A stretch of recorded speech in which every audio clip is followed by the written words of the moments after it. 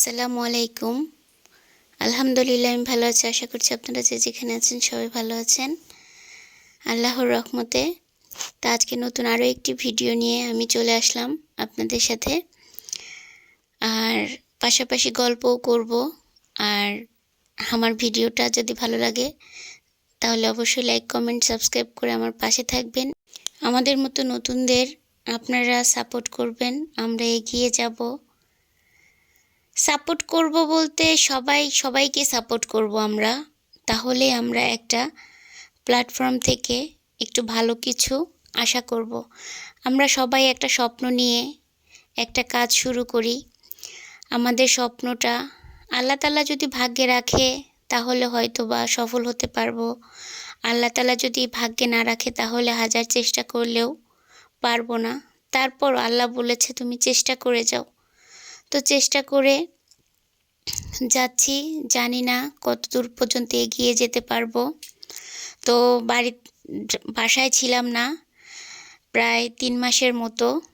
এখন বাসায় এসে দেখি বাসার অবস্থা নাজেহাল। তো আস্তে আস্তে সব কিছু গুছগাছ করে ধুয়ে দিয়ে নিচ্ছি, পরিষ্কার করে নিচ্ছি। তো সোফাটা অনেক নোংরা হয়ে গিয়েছিল। সোফার কাভারগুলোকে খুলে আমার মেয়ের সাথে করে এই কুশনগুলোকে সবগুলোকে ছাদে দিলাম, যেন এগুলো একটু রোদে একটু মচমচে হয়। তো এখন এগুলো গরম পানিতে ভিজিয়ে রেখে দিব, তারপরে এগুলো ধুয়ে রোদে দিব। তো এগুলো গরম পানিতে না ভিজালে এগুলো পরিষ্কার হবে না। আর এই দেখেন আমার ফ্যানের অবস্থা কি, মানে 2 মাস 2.5 মাস বাসায় ছিলাম না, তাতে ফ্যানের কি অবস্থা। তো আমি এগুলোকে সুন্দর করে ভিজিয়ে রেখে দিচ্ছি। সব কাভারগুলোই, মোড়ার কাভারগুলো খুলে নিয়েছি আমি। তো সংসার জীবনে আসলে মেয়েদের কাজের কোনো শেষ নেই। প্রতিদিন যদি মনে করে যে আমরা কাজ করে এটার পরে এটা, এটার পরে এটা কাজ করতেই হবে। আমাদের মহিলাদের, মেয়েদের, যারা মা হয়েছে তাদের কাজের তো আরও শেষ নেই। বাচ্চাদের পিছনেও পরিশ্রম করতে হয়, সংসারের পিছনে পরিশ্রম করতে হয়, আবার এক্সট্রা করে কাজ। এই যে ঘরবাড়ি পরিষ্কার করা, এগুলো তো এক্সট্রা করে কাজ। আর এগুলো কাজ আমাদের জীবন থেকে যাব না যতদিন বসে আছি।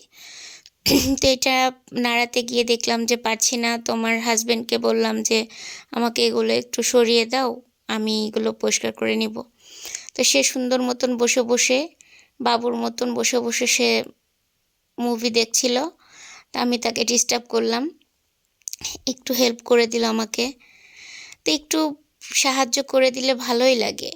একটা পুরুষ মানুষ যদি সামান্য একটু সাহায্য করে ওয়াইফের কাজে, মনে হয় কতটা যে শান্তি লাগে।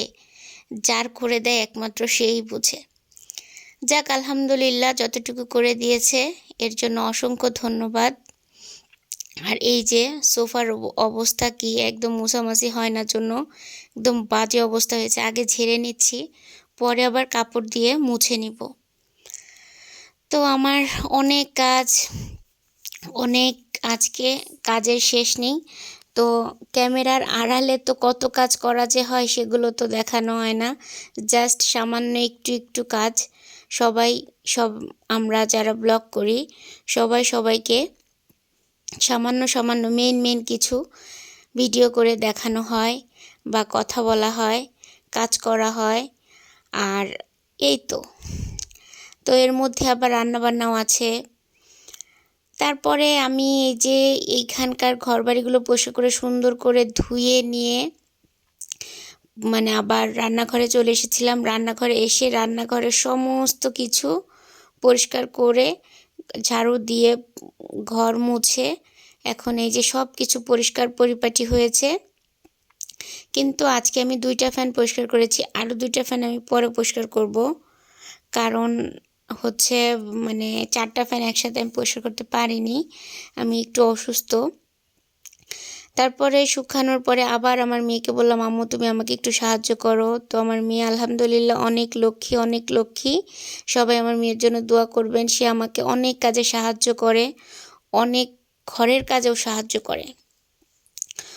ও অনেক ভালো, আমার একটু কষ্ট দেখলে ও সমস্ত কাজে এসে আমাকে হেল্প করে।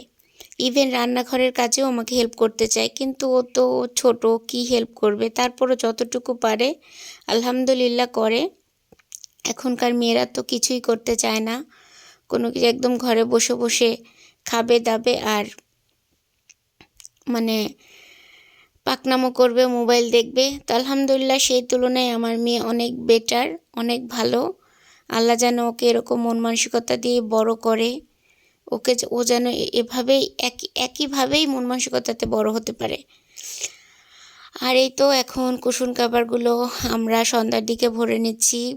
এই ঘরটাকে এখন সুন্দর করে সাজিয়ে দিব। এখানে বসে বসে বাচ্চাদের টিভি দেখাটাও কষ্ট হয়ে যায়, আর এখানে বসলে ওরা ব্যথাও পায়। কাঠের উপরে তো শুধু বসা যায় না, এই জন্য এগুলোকে এখন সোফার ঘরটা এখন গুছিয়ে ফেলছি।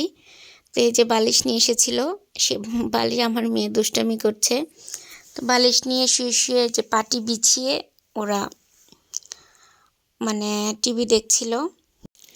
পরে এই তো ঘরটা গুছানো হয়ে গিয়েছে, হয়ে গিয়েছে।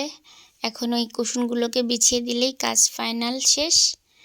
তারপরে আরও পরের দিন আরও কাজ আছে, তো একদিন একদিন করে এক একটা কাজ শেষ করে ফেলছি। তো আজকের ভিডিওটা এ পর্যন্তই। আল্লাহ হাফেজ।